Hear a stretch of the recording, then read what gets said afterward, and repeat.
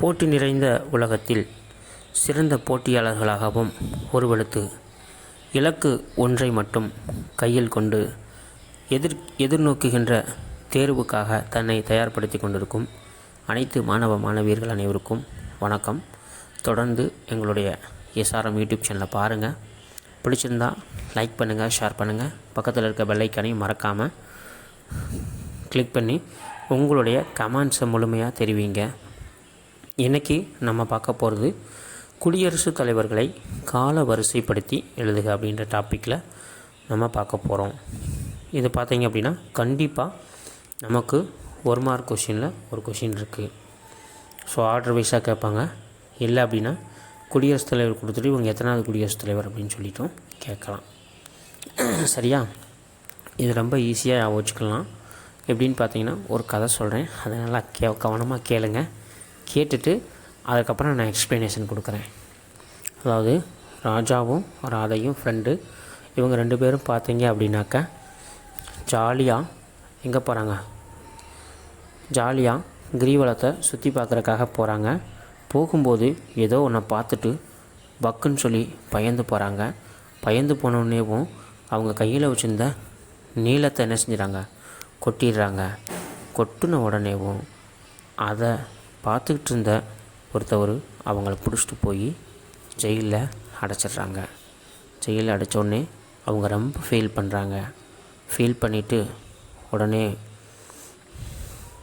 வெங்கட்ராமா தயவு செஞ்சு எங்களை எப்படியாவது காப்பாற்றுறா நாராயணா அப்படின்னு சொல்லிட்டு வேண்டுறாங்க.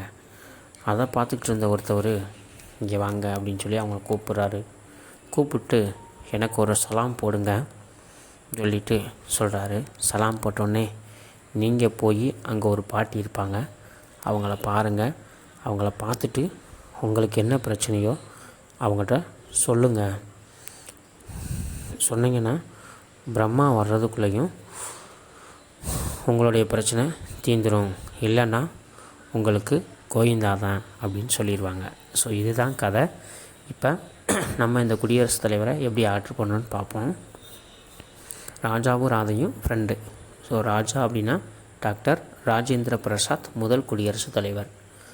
ராதா அப்படின்னா ராதாகிருஷ்ணன், 2வது குடியரசுத் தலைவர் அப்படின்னு சொல்லுவாங்க.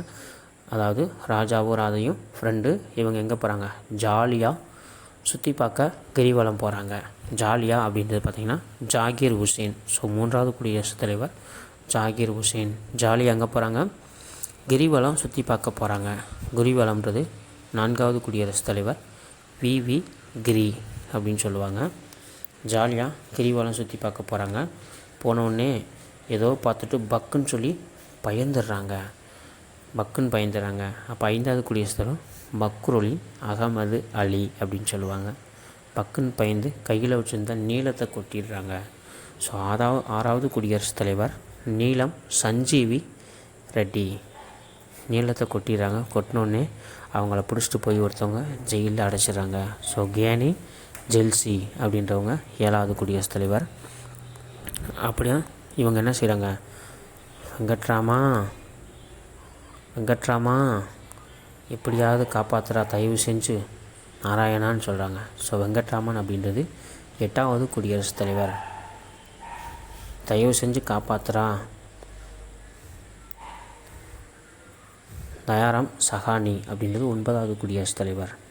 நாராயணா அப்படின்றது பார்த்திங்கன்னா 10வது குடியரசுத் தலைவர். அப்புறம் அங்கே ஒருத்தவர் பார்த்துட்டு எனக்கு சலாம் போடுங்கன்னு சொல்கிறார். யாருன்னா அப்துல் கலாம். 11வது குடியரசுத் தலைவர் யார், டாக்டர் ஏபிஜே அப்துல் கலாம்.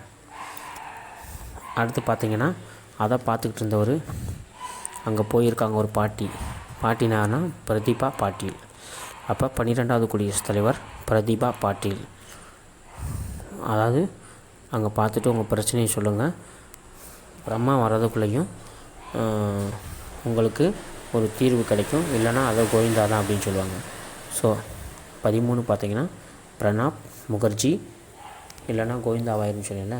4வது பார்த்திங்கன்னா ராம்நாத் கோவிந்த், 14வது குடியரசுத் தலைவர். இப்போ இருக்க 15வது குடியரசுத் தலைவர் யாருன்னு பார்த்தீங்கன்னாக்கா ஸோ திரௌபதி முர்மு. இதுதான் 15 குடியரசுத் தலைவர். ஞாபகம் வச்சுக்கிறதுக்கு ரொம்ப ரொம்ப ஈஸியாக இருக்கும். ஸோ இதை பார்த்துட்டு உங்களுடைய கமெண்ட்ஸை மறக்காமல் தெரியுங்க. ஸோ இன்னும் எந்த அளவுக்கு உங்களுக்கு என்னால் விளங்க வைக்க முடியுமோ, புரிய வைக்க முடியுமோ அந்த அளவுக்கு முயற்சி பண்ணுறேன். ஸோ நான் பார்த்துக்கிட்டதை உங்களுக்கு சொல்கிறேன். நீங்களும் இதை பார்த்துட்டு நீங்கள் இதை ஒரு கதையாக பார்த்து நீங்கள் புரிஞ்சுக்கிட்டீங்க அப்படின்னா எக்ஸாம் மட்டும் இல்லை, நீங்கள் எங்கே போய் இந்த மாதிரி சம்மந்தமான விஷயங்களை கேட்கும்போது உங்களுக்கு எளிமையாக மற்றவங்களுக்கு சொல்லிக் கொடுப்பதற்கும் நீங்கள் தேர்வு எழுதும் போதும் இது உங்களுக்கு ரொம்ப பிரயோஜனமாக இருக்கும். ஆகையினால் நண்பர்கள் அனைவரும் தொடர்ந்து நம்மளுடைய யூடியூப் சேனலை பாருங்கள். பார்த்துட்டு மறக்காமல் உங்களுடைய கமெண்ட்ஸை தெரிவிங்க நண்பர்களே. நன்றி நண்பர்களே.